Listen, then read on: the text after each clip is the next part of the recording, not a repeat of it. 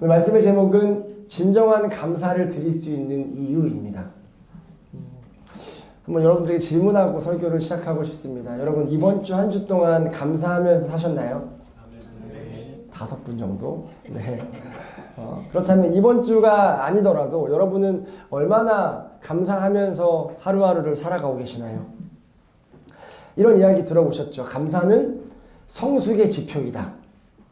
감사할 줄 아는 것이 성숙이다. 그렇다면 반대로 불평한다는 것은 성숙하지 않은 것이다. 대부분 이렇게 자녀를 키워보시면 아시겠지만 아직 성숙하지 않은 자녀들은 계속 부모에게 불평을 합니다. 부모님의 삶을 녹여서 그 자녀들을 키워냄에도 불구하고 그렇게 불만이 많아요. 뭐가 그렇게 못마땅한지 모르겠어요. 그렇죠? 왜요? 성숙하지 않기 때문이에요. 그러나 나이와 상관없이 흔히 이렇게들 말씀하시죠. 철이 들었다. 성숙해지게 되면 보이지 않았던 것들을 보게 되므로 감사할 수 있는 마음이 생기죠. 그래서 이전에는 전혀 감사하지 않았지만 감사할 것들이 많이 생기게 됩니다. 저는 신앙도 마찬가지라고 생각합니다. 처음에 교회 나왔을 때는 우리가 원하는 것들을 가지고 하나님 앞에 나왔기 때문에 조금만 내 뜻대로 안 되고 조금만 내가 원하는 타이밍이 아니어도 하나님 앞에 감사하지 못합니다. 불평하고 원망하고 조급하고 그리고 보니까 다른 사람들의 기도는 잘 들어주시는 것 같은데 내 기도는 안 들어주시는 것 같아서 뭔가 좀 서운하고 내가 뭘 잘못하고 있나? 문제가 있나? 라고 돌이켜보게 되면서 좀 잘못된 교회는 그걸 또 잘못 가르쳐줘요. 열심히 안 해서 그렇다. 헌금 많이 안 해서 그렇다. 봉사 안 해서 그렇다. 라는 잘못된 지식을 가지고 그럼 내가 열심히 하면 기도 많이 하면 헌금 많이 하면 봉사 많이 하면 뭔가 좀 다른 은혜가 있겠지? 그게 아닙니다. 우리의 시선이 바뀌어야 하는 것이죠. 감사해야 될 것들은 우리 안에 널려 있습니다. 모든 것이 은혜라고밖에 할 수 없을 만큼 은혜가 우리 안에 너무나 많지만 우리가 성숙하지 못하기 때문에 그것들을 다 누리지 못하는 것을 우리가 알아야 합니다. 여러분 감사한다는 것은 즐거워하는 것이고 기뻐하는 것과 같습니다. 제가 오늘 감사와 즐거움과 기쁨과 행복이라는 단어를 계속해서 혼용해서 쓸 텐데 한 가지로 들으시면 좋을 것 같습니다.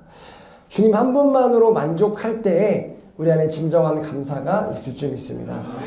우리의 평범한 일상이 얼마나 감사한지 아셔야 합니다. 이런 이야기 들어보셨죠?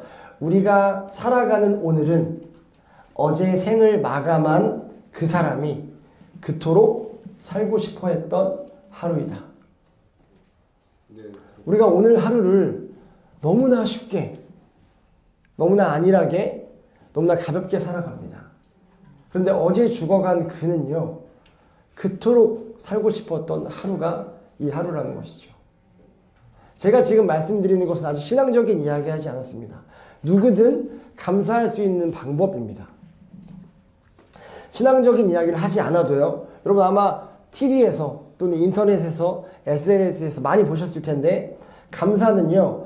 뇌의 전전두피질을 활성화해서 스트레스를 줄이고 행복감을 높이며 꾸준하게 감사하는 사람들은 낙관, 만족, 운동 증가와 어르신들 잘 들으셨으면 좋겠습니다. 어머님들 병원 감소, 병원을 가야 될 일을 줄여줍니다. 이걸 많이 알고 있어서 감사 일기를 쓰는 사람들이 참 많아요. 크리스천들이 아니어도 감사 일기를 쓰면 실제로 우리 안에 좋은 영향들이 일어나기 때문에 그래서 감사하게 되면 사랑, 열정 등 긍정 감정을 담당하는 뇌 좌측이 엄청나게 활성화가 되어집니다.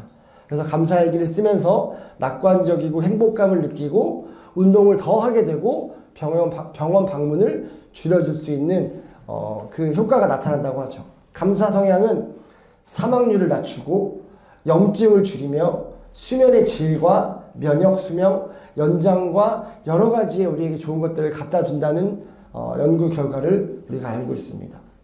감사하는 태도는요, 침착한 판단을 할 수 있게 되고요, 실소를 감소할 수 있게 되고 좋은 결과로 이어질 수 있는 긍정의 효과라는 걸 우리가 잘 알고 있습니다. 왜 그럴까요? 이게 중요합니다. 왜 그럴까요? 지금까지는 신앙적인 이야기가 아니라 세상적인 연구에 대한 이야기였습니다. 그럼 왜 그럴까요? 바로 하나님께서 인간을 만드실 때 그렇게 만들어 놓으셨기 때문입니다. 우리를 기뻐하도록 만드셨습니다. 저는 너무너무 안타까울 때가 있습니다. 그게 뭐냐면 우울해하고 슬퍼하고 외로워하고 공허해하고 허무해하고 여러 가지의 부정적인 것들로 불평하면서 불만하면서 원망하면서 살아가는 사람들의 모습을 보면 많이 안타깝습니다. 왜냐하면 하나님이 우리를 만드실 때 그렇게 살라고 만들어 놓지 않으셨거든요. 불평하면서 살아라. 우울해하면서 살아라. 두려워하면서 살아라. 낙심하면서 살아라. 라고 만드셨다는 이야기가 성경에 단 한 구절도 없습니다. 그거와 반대죠. 행복했으면 좋겠다. 기뻐했으면 좋겠다. 감사했으면 좋겠다. 나와 교제함으로 인해서 세상이 줄 수 없는 진정한 평안이 너에게 임했으면 좋겠다. 세상을 살아가는 삶은 두려워할 만한 상황들이 많지만 나와 동행함으로 나를 누림으로 인해서 그 두려움에서 진정한 은혜를 누리고 담대함으로 살아갔으면 좋겠다가 성경의 메시지인 것이죠. 여러분, 행복과 감사는 같은 감정입니다. 행복하면 감사할 수 있습니다. 감사할 때 행복할 수 있습니다. 이제 은영이가 몇 달 뒤면 이제 아이를 출산하게 될 텐데 아마 여러 가지의 감사와 기쁨이 있겠지만 거기서 누릴 수 있는 기쁨은 다른 어떤 것과 비교할 수 없을 것입니다. 근데 여러분 잘 한번 생각해 보십시오. 그때 은영이는 어떻게 고백할 거냐면 감사합니다 라고 고백할 것입니다. 은영이가 크리스천이라서가 아니라 예수를 안 믿는 사람들도 그렇게 기쁜 일을 만나게 되면 감사합니다 라는 고백이 절로 나오게 되어 있죠. 이게 아이를 출산하는 게 아니더라도 여러분 우리 삶 가운데 살면서 지금까지 기뻤던 일을 한번 생각해 보시면 그게 하나님이실 수도 있고 하나님이 아니더라도 누군가에게 아니면 나 자신에게 아니면 그동안 나를 도와주고 나와 함께하고 힘을 줬던 누구에게라도 정말 감사하다 라는 감정을 느껴보신 적이 있으실 것입니다. 왜냐면요 감사와 행복은 같은 결이기 때문이죠. 그렇기 때문에 정말로 행복한 삶을 살려면 우리는 먼저 감사할 줄 알아야 합니다. 여러분 행복하게 살고 싶으시죠? 우리의 남은 인생이 행복으로 가득했으면 좋겠죠. 그러려면 성경이 무엇을 이야기하고 있냐면 진정한 감사로 나아갈 때에 그 인생이 행복할 수 있다라고 이야기합니다. 우리는 죄인입니다. 그렇기 때문에 욕심이 있고 욕심이 있기 때문에 감사를 할 수 없습니다. 그러나 내가 죄인임을 분명하게 깨닫고 아까 우리가 고백했던 것처럼 그 죄에서 우리를 구원해 주신 예수의 은혜를 안다면 진정한 감사를 하게 될 수 있을 줄 믿습니다. 우리가 제대로 감사할 수 있는 비법은 다른 것이 없습니다. 거듭나서 가치관이 바뀌고 시선이 바뀔 때에 진정으로 감사하게 될 줄 믿습니다. 이럴 때 아마 마음속으로 이렇게 불평하시는 분들이 계실 거예요. 그걸 누가 몰라서 못하나. 그렇죠? 문제는 누가 안 그러고 싶은 사람이 있냐는 거예요. 다 행복하고 싶고 다 안 힘들고 싶고 다 감사하고 살고 싶죠. 그러나 살다 보면 환경과 상황이 따라주지 않는 것이 문제가 됩니다. 기뻐하고 감사할 만한 조건이 안 보이니까 감사하지 못하고 불행하게 살아가고 있다는 말이 우리 내면 안에서 소리칠 것입니다. 여러분 이번 주에 수능이 있었습니다. 어떤 학생들은 자신들이 공부했던 것보다 시험을 잘 본 학생들이 있겠죠. 그들은 뭐 할까요? 감사하고 기뻐합니다. 그런데요 자신들이 공부했던 것보다 자신의 실력보다 못 본 친구들은요 그 상황에서 감사하고 기뻐하기 쉽지 않습니다. 불평하고 원망하고 낙심하겠죠. 그들이 이야기합니다. 환경과 상황이 우리도 괜찮았다면 감사할 거고 그 감사로 인해 행복할 거다. 여러분 감사하는 이유들이요 세상의 것들로 이루어진다면 어떠한 조건으로 감사하게 된다면요 우리는 환경과 상황에 따라서 감사가 달라질 것입니다. 감사의 크기가 달라질 것입니다. 예를 들면요 내가 원하는 무언가가 이루어질 때야 감사하겠죠. 시험에 합격하면 감사할까요?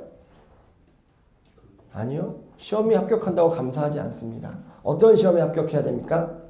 경쟁률이 높은 시험에 합격해야 감사합니다. 회사에 취직하면 감사할 수 있을까요? 아니요. 연봉 많이 받고 사람들이 야, 너 거기 다녀? 라고 하는 좋은 직장에 취업해야 감사할 수 있습니다. 돈을 벌면 감사할까요? 여러분 이번 달 다 월급 받으셨죠? 월급 받고 감사하시나요? 아니요. 돈을 번다고 감사하지 않습니다. 많은 돈을 벌어야 감사합니다. 그렇죠? 우리의 감사의 조건은 하나님의 뜻이 어디에 있느냐 보다도 너무나 세상적으로 지극히 나 중심적으로 향해져 있다는 것이죠. 여러분 감기 나면 감사하시나요? 아니죠. 정말로 큰 병이 나야 우리가 감사하죠. 우리는 작은 것에 감사할 수 있는 습관들이 되어져 있지 않습니다. 내가 정말로 크다고 생각하는 것, 세상이 정말로 부럽다고 생각하는 것들을 누릴 때에야만 감사할 수 있습니다. 그리고 남들과 비교해서 저 사람들보다는 내가 더 괜찮은 조건일 때야 감사할 수 있습니다. 그거는 세상 사람들이 하는 감사입니다. 예수 믿지 않아도 할 수 있는 감사입니다. 누가 그랬죠? 성경에서? 바리새인들, 종교 지도자들이 그렇게 감사했습니다. 이 조건부의 감사는요, 진정한 깊은 감사로 나아가기가 힘듭니다. 환경이나 상황이 틀어지게 되면 감사를 잃게 되어지는 것이죠. 근데 초반부에 말씀드렸듯이 감사는 너무나 중요합니다. 왜냐하면 감사할 때에 비로소 우리 삶이 만족감이 생기고 행복할 수 있기 때문이죠. 그러면 어떻게 하면 우리가 진정한 감사를 드릴 수 있을지 함께 좀 봤으면 좋겠습니다. 저는 여러분들의 감사가 흔들리지 않았으면 좋겠습니다. 믿지 않는 사람들과 같이 세상의 것들로, 세상의 큰 것들로만 감사하게 된다면 우리의 감사는 흔들리게 될 것입니다. 그러나 흔들리지 않는 것에 감사해야 우리의 감사가 어떠한 환경과 상황에서도 흔들리지 않을 줄 믿습니다. 흔들리지 않는 감사의 이유는 한 가지입니다. 우리를 구원하신 하나님의 은혜인 줄 믿습니다. 아멘. 오늘 본문에 나오는 하박국의 상황이 그랬습니다. 하박국 1장 4절을 보면 그 시대의 상황을 보여줍니다. 이러므로 율법이 해이하고 정의가 전혀 시행되지 못하오니 이는 악인이 의인을 둘러쌌으므로 정의가 굳게 행함이나이다. 여러분 그 당시에는요, 악한 사람이 더 잘되고 의인이 환난을 받는 시대였습니다. 열심히 한다고 해서 거기에 대한 성과가 오는 시대가 아니었습니다. 열심히 해도 악한 자들만 더 성황하고 의인은 정직하게 바르게 하나님 말씀대로 살려고 하는 자들은 눌리고 밟히는 시대였습니다. 그들이 하나님 앞에 항변합니다. 하나님 대체 어디에 계십니까? 하나님 공의의 하나님이라고 말씀하시면서 왜 저들을 그대로 내버려 두시고 하나님 말씀에 순종하며 진실하게 성실하게 살려고자 하는 하나님의 자녀들은 이렇게 고통을 당해야 합니까? 힘들어하면서 하나님께 물었습니다. 즉 그들은 하나님 앞에 감사할 수 있는 환경과 상황이 아니었다라는 것이죠. 여러분 시편을 보시면 대부분의 시편을 다윗이 썼는데요. 시편에는 감사의 시들이 참 많습니다. 그런데 우리가 잘 알듯이 다윗의 인생은 감사할 만한 상황들이 많이 없었다라는 것을 우리가 압니다. 대표적으로 시편 23편이죠. 너무 평화로워 보여요. 여호와는 나의 목자시니 내가 부족함이 없으리로다. 그가 나를 푸른 초장으로 누이시며 쉴 만한 물가로 인도하신다. 1절 2절만 보면 너무나 평안하고 문제가 없고 우리가 원하는 유토피아 같은 행복한 상황이라고 오해할 수 있는데 주석을 보면 또 신학자들의 이 연구를 보면 시편 23편이 쓰여졌던 상황은 아마 우리가 문자적으로 읽는 좋은 상황이 아니라 그 뒤에 5절 6절에 나오죠. 내가 사망의 음침한 골짜기를 다닐지라도 해를 두려워하지 않을 것은 주께서 나와 항상 함께 하십니다. 주님께서 지금 내 원수의 목전에서 상을 베풀고 계신다. 무슨 말이냐면 지금 나는 감사하고 행복해하고 만족해할 수 있는 상황이 아니라 세상적으로 누가 봐도 우울증이 걸리고 자살을 생각하게 되고 모든 것이 끝났다라고 생각하는 희망이 없는 소망이 없는 상황에서 다윗이 그 시를 적었다라고 이야기합니다. 다윗뿐만 아닙니다. 많은 신앙의 선배들이 성경을 보면 감사하고 하나님 앞에 기뻐할 때에 실제적으로 그런 상황이 일어나서가 아니라 환경과 상황과 상관없이 그 안에 계신 예수 그리스도를 소유함으로 인해 감사하는 모습들을 우리가 볼 수 있습니다. 우리 안에 그 감사가 있어야 될 줄 믿습니다. 즉 감사할 수 있는 환경과 상황이 아니더라도요. 그럼에도 불구하고 하박국이 하나님께 기뻐하고 감사드릴 수 있었던 이유는 오늘 본문의 제목처럼 진정한 감사를 드릴 수 있었던 이유는 무엇이냐면 17절이 정확히 이야기해주고 있습니다. 18절까지 이어서 이야기하고 있죠. 나를 구원해 주신 하나님으로 인한 기쁨과 감사라는 것입니다. 모든 것이 다 사라진다 할지라도 영원히 사라지지 않을 하나님으로 인해서 감사한다는 것이죠. 그로 인해 본문은 우리에게 감사는 상황의 문제가 아니라 믿음의 문제라는 것을 분명하게 말하고 있습니다. 아까 성희 목사님이 성도의 고백 때 해주셨던 고백이랑 같은 거죠. 감사는 환경과 상황이 아니라 믿음의 고백인 것입니다. 그래서 그렇게 고백하죠. 무화과 나뭇잎이 없고 포도나무 열매가 없으며 감람나무 열매 그치고 논밭에 식물이 없고 외양간 송아지 없고 양떼가 없어도 나는 감사할 것이다. 여러분 너무 우리가 동떨어져 있는 이야기잖아요. 실제로 지금 농사 짓고 계신 분들이 여기 없는 줄 제가 알고 있으니까요. 그러면 이 시대와 한번 적용해서 한번 생각해 보자고요. 하나님, 제가 건강하지 못하더라도, 제가 충분하게 누릴 수 있는 돈이 없더라도, 제 자녀들이 그렇게 행복하게 살지 못하더라도, 제 앞길이 확실하게 보장이 되어 있지 않더라도, 하나님, 제가 누구를 믿고 의지할 만한 사람이 주위에 없을지라도 주님, 전 괜찮습니다. 주님, 전 만족합니다. 주님, 전 감사할 수 있습니다. 왜냐하면 나를 구원하신 하나님이 지금도 살아계셔서 나와 함께 하시기 때문입니다. 아멘. 라는 고백이 우리에게 있기를 간절히 소망합니다. 아멘. 여러분, 저는 여러분들이 어디에서 어떻게 구원을 받으셨는지 기억하셨으면 좋겠습니다. 우리가 아까 찬양했던 것처럼요, 우리 안에 이 고백이 늘 되어야 합니다. 아무런 자격도 없는 나를 위해, 아무런 소망도 없는 나를 위해, 그런 나를 구원하시기 위해서 창조주이시고 지금도 살아계셔서 모든 만물을 다스리시는 하나님께서 인간의 몸으로 친히 이 땅에 오셨습니다. 그 이유는 우리를 위해서가 아니라 나를 위해서입니다. 그분이 나를 위해서 이 땅에 오셨고 죽으셨습니다. 왜요?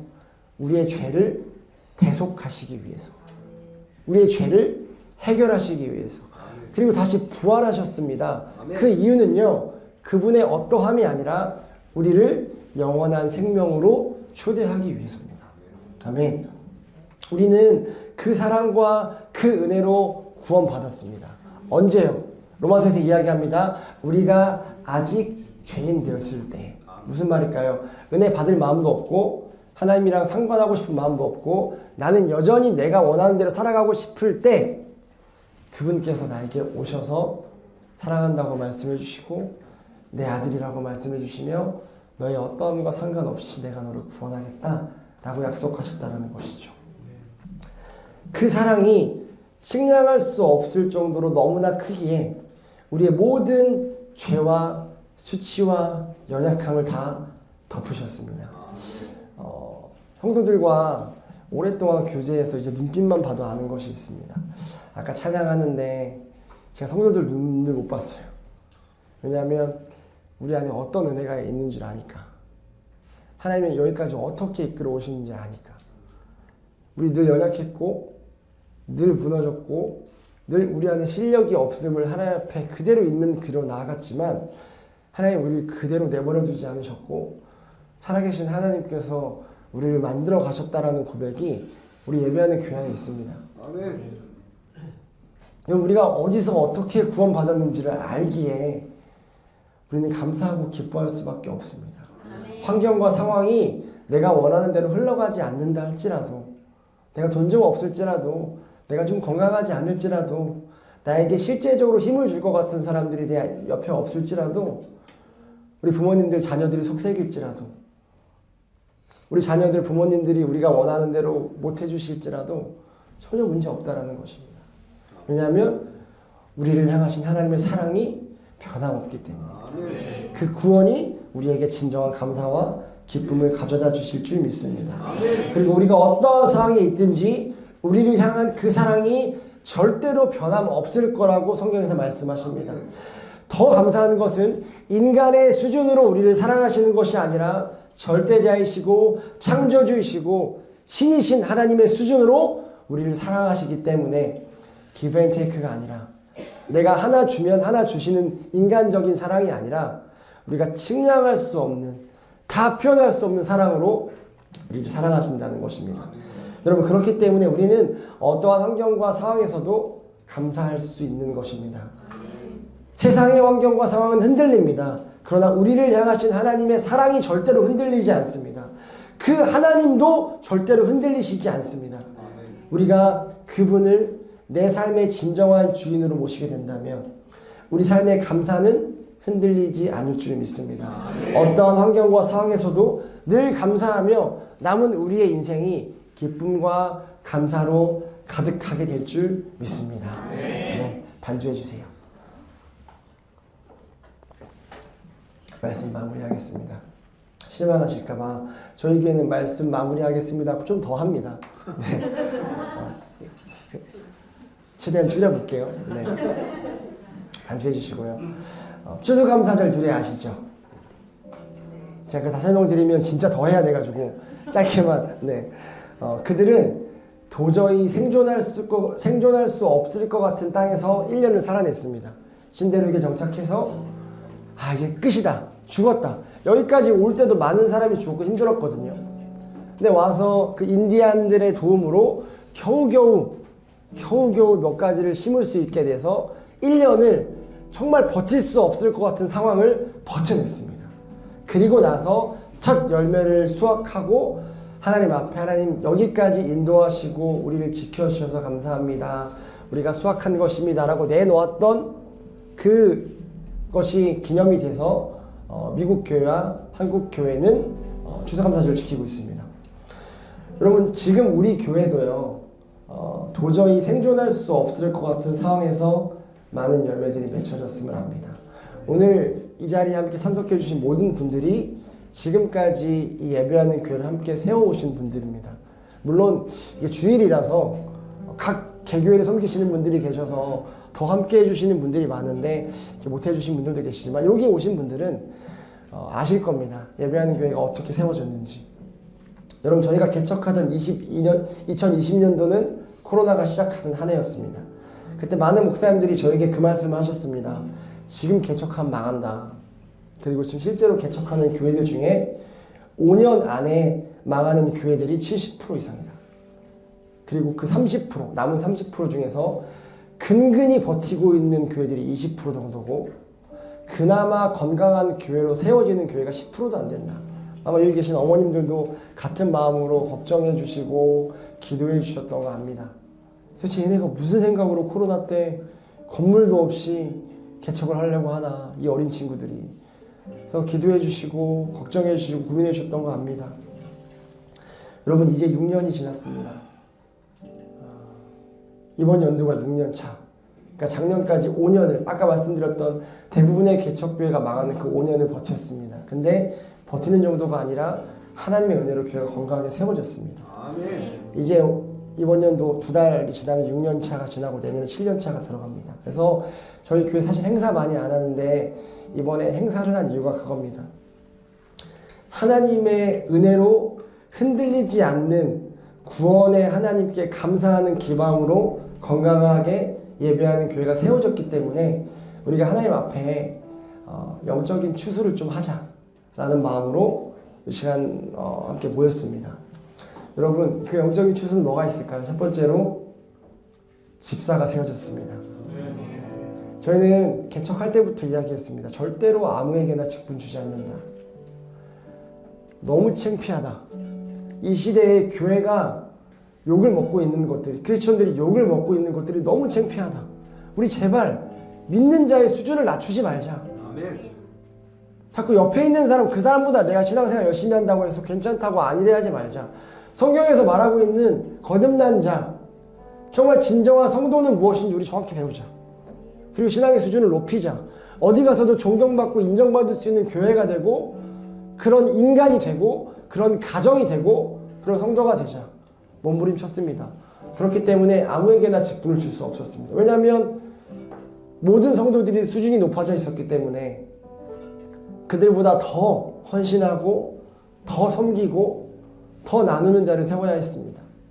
그런데 하나님의 은혜로 모든 성도들의 만장일치 투표로 집사들이 세워졌습니다. 오늘 그 임직을 하게 됩니다. 그리고 동역자가 세워졌습니다. 저희가 가르쳤습니다. 한 건물에서 모여서 예배하는 사람들만이 성도가 아니라 다른 지역에 있을지라도 다른 건물에서 다른 교회를 섬길지라도 한 마음으로 하나님 나라를 이뤄갈 수 있다면 그것이 하나님 안에 진정한 가족이고 아멘. 동역자다. 아멘. 그래서 저희가 개척할 때부터 저희 교회를 위해서 기도해 주시고 함께 마음을 나누며 아파해 주시고 안타까워해 주시고 응원해 주시고 더 나아가서 물질까지 매달 후원해 주셨던 동역자들을 또 오늘 모셨습니다. 그리고 뿐만 아니라 우리 교회에 관심 가져주시며 깜짝 놀랐어요. 그 대화를 하는데 다른 교회 성도인데 우리 교회의 일들을 마치 다 알고 CCTV가 있는 것처럼 다 하시더라고요. 그래서 어떻게 이렇게 다 하세요? 그러니까 매주 유튜브 들어가서 매주 설교 보시고 또 우리 교회에 관심 가져주시고 그분 기도하시는 분이시거든요. 늘 우리 교회에 대해서 기도해 주신다. 그런 동역자들이 세워지는 시간입니다. 그리고 정말 너무나 영광스럽고 감사한 거 저희 교회 성도들에게 가르칩니다. 예수 믿는 사람들의 목적은 하나다. 다른 거 없다. 뭐죠? 선교입니다. 아멘. 선교입니다. 우리 다른 거 없습니다. 교회가 세워져야 될 이유는 한 가지입니다. 선교입니다. 예수 믿는 자들이 거듭나야 될 이유는 한 가지입니다. 선교입니다. 그렇게 가르치고 그렇게 훈련하면서 5년을 왔습니다. 그런데 그 기간이 쉽지 않았습니다. 그래서 우리가 선교하지 못했습니다. 실제로 선교원금을 보내지도 못했고 실제로 선교지로 나가지도 못했습니다. 왜냐하면 우리가 아직 그 실력이 만들어지지 않았기 때문에. 그러나 3년 반이 지나면서 하나님의 교회를 만지기 시작하셨고 모든 성도들이 각자의 삶에서 선교사의 역할을 감당하게 되었습니다. 그래서 5년 차가 됐을 때 우리 이제 선교 나가도 되겠다. 우리 이제 한 선교지를 놓고 후원해도 되겠다. 라는 결정이 내려졌고 올해 2곳의 선교지에 후원을 하게 되는 후원뿐만 아니라 함께 기도하며 협력 선교사로 세워지는 놀라운 은혜가 우리 안에 있게 되었습니다. 여러분 우리 6년 동안 참 많이 뿌렸습니다. 많이 울었고 정말 진실되게 하나님 앞에 기도했고 몸부림쳤고 믿음의 싸움 했습니다. 돌아보니 이제 추수할 때인 것 같아요. 영적으로 거둘 것들이 참 많은 것 같아요. 그래서 오늘 이 추수감사절 예배를 통해서 우리가 그것들을 함께 거두는 시간들을 가지려고 합니다. 그러나 분명하게 알아야 될 것은 당연한 것이 하나도 없었으며 베풀어 주신 모든 은혜가 다 담을 수 없기에 우리는 그저 감사할 뿐입니다. 여러분 저희는요 우리의 열심이나 어떠함을 자랑하고자 함이 아닙니다. 우리 이만큼 열심히 했습니다. 이거 아닙니다. 우리 성도들이 할 수 있는 고백은 단 한 가지입니다. 예배하는 교회 성도들 안에 고백은 단 한 가지입니다. 모든 것이 은혜입니다. 주님. 그 문장 말고는 우리에게 행하신 하나님의 일을 표현할 수도 해석할 수도 없습니다. 여러분 우리의 인생도 마찬가지지 않습니까? 힘든 순간이 왜 없었겠습니까? 우리 교회 성도분들이 아니셔도 오늘 오신 부모님들이나 다른 게스트분들이셔도 그 인생을 한번 보자고요. 왜 힘든 순간이 없었겠습니까? 왜 아프고 좌절하는 순간이 없었겠습니까? 너무너무 힘들었습니다. 너무너무 아팠습니다. 그런데 여러분 기억하셔야 될 건 어떤 순간도 하나님의 손길이 닿지 않는 순간이 없었습니다. 하나님의 시선이 닿지 않는 순간이 없으셨습니다. 하나님도 우리와 함께 하셨고 우리가 느끼지 못하는 순간에도 우리에게 무한한 사랑으로 은혜를 베푸셨습니다. 우리가 우리의 힘으로 여기까지 온 줄 알지만 여러분 아닙니다. 우리와 늘 함께 하셨던 하나님이 우리가 넘어졌을 때 우리를 일으켜 주셨고 우리에게 다시 걸어갈 수 있는 힘을 주셨습니다. 우리는 교만하여서 내가 내 의지로 나의 어떠함으로 그 위기를 견뎌냈다라고 생각하지만 오늘 이 시간을 통해 여러분들에게 분명하게 말씀드리고 싶은 것은 절대 아니라는 것입니다. 여기까지 오늘 이 자리까지 하나님께서 인도하셨습니다. 아멘. 예배하는 교회 성도든 아니든 예수를 믿든 안 믿든 오늘 이 자리에 오신 모든 분들은 그 모든 은혜 가운데서 오게 되신 줄로 믿습니다. 아멘. 그래서 남은 우리의 모든 인생도 하나님께 맡겨드리겠다는 고백이 나오는 줄 믿습니다. 아멘. 여러분 우리의 남은 인생은요 이랬으면 좋겠습니다. 이 감사가 좀 있었으면 좋겠어요. 하나님, 내가 기쁠 때만이 아니라 슬플 때도 하나님께 감사하겠습니다. 하나님, 내가 성공할 때만이 아니라 실패할 때도 하나님께 감사하겠습니다. 주님, 나에게 희망이 있을 때만이 아니라 절망적일 때도 감사하겠습니다. 하나님, 내가 뭔가 있을 때만이 아니라 없을 때도 감사하겠습니다. 하나님, 내가 풍족할 때만이 아니라 부족할 때도 감사하겠습니다. 주님, 내가 승리했을 때만이 아니라 패배할 때도 감사하겠습니다. 주님, 내가 건강할 때만이 아니라 육신의 아픔과 마음의 아픔이 있을 때도 감사하겠습니다. 마지막으로 하나님, 생명이 태어날 때만 감사하는 것이 아니라 살아있음에만 감사하는 것이 아니라 생명이 없고 죽음에도 감사하겠습니다. 라는 고백이 우리 안에 있었으면 좋겠습니다. 제가 너무 사랑했던 동역자가 한 분 있었습니다. 그분이 갑작스럽게 하나님의 부르심을 받았습니다. 한 4, 5년 전이니까요. 지금 제 나이쯤인 걸로 기억이 됩니다. 30대 후반인데 갑작스럽게 혼자 자취하다가 하나님께 부름을 받았기 때문에 발견이 오랫동안 되어지지 않았습니다. 그래서 장례도 못 치르고 봉안 예배를 드리러 갔습니다. 그때 같이 모였던 사람들에게서 이런 기도가 나왔습니다. 하나님, 너무 슬프고 너무 아픕니다. 우리는 지금 하나님의 뜻을 다 이해하지 못하겠습니다. 왜 이렇게까지 데리고 가셔야 됩니까? 이분이 늦게 신학을 해서 이제 목사 안수를 받고 이제 정말 사역자로서 설 준비를 하고 있는데 하루아침에 아무 지병도 없었던 사람이 그냥 심장마비로 이렇게 처절하게 초라하게 죽어가는 것이 맞습니까? 우리 도저히 하나님의 뜻이 이해가 안 됩니다. 물론 우리 너무 약해서 인생을 우리의 머리로 다 해석할 수 없지만 이건 도저히 해석이 안 됩니다. 라고 울면서 같이 이제 기도하기 직전에 있었습니다. 근데 그 가운데 우리에게서 나왔던 기도는 어떤 기도였냐면, 하나님, 너무 슬프고 아픕니다. 그렇지만 힘들지만 하나님은 선하시기에 우리는 하나님을 찬양합니다. 다 이해할 수 없을지라도 하나님의 놀라운 은혜가 있을 줄 믿습니다. 아멘. 여러분, 이게 찬양입니다. 1차원적인 감사는요, 뭔가 이득을 봄으로써 합니다. 이거는 아까 말씀드렸듯이 다른 종교에서도 심지어 어떤 종교도 없고 예수도 안 믿는 사람도 할 수 있는 감사입니다. 그러나 환경과 상황을 뛰어넘는 감사와 찬양은요, 특히 제가 했던 것처럼 감사할 수 없는 중에 감사하는 것과 찬양할 수 없는 중에 찬양하는 것은 예수 믿는 사람들의 특권인 줄 믿습니다. 하나님은 선하시고 지금도 살아계시기 때문에 그 하나님의 사랑이 우리를 향해 있고 그 구원이 확실하기 때문에 환경과 상황이 하나님 앞에 감사할 수 없고 기뻐할 수 없고 은혜를 누릴 수 없는 환경과 상황일지라도 하나님이 선하시고 우리를 향하신 하나님의 사랑이 변함없기 때문에 우리의 감사가 흔들리지 않을 줄 믿습니다. 여러분, 권면하고 싶습니다. 예수님 만나십시오. 그리고 그 예수님을 향해서, 그 예수님을 통해서 우리가 얻은 구원으로 인해 감사하며 남은 인생 기뻐하며 살아가게 되는 우리 모두가 되기를 간절히 소망합니다. 네, 우리 같이 한 가지 기도해 볼까요? 하나님 앞에 감사해야 될 것들을 한번 생각해 봅시다. 우리 영적인 열매를 수확하는 시간을 좀 가집시다.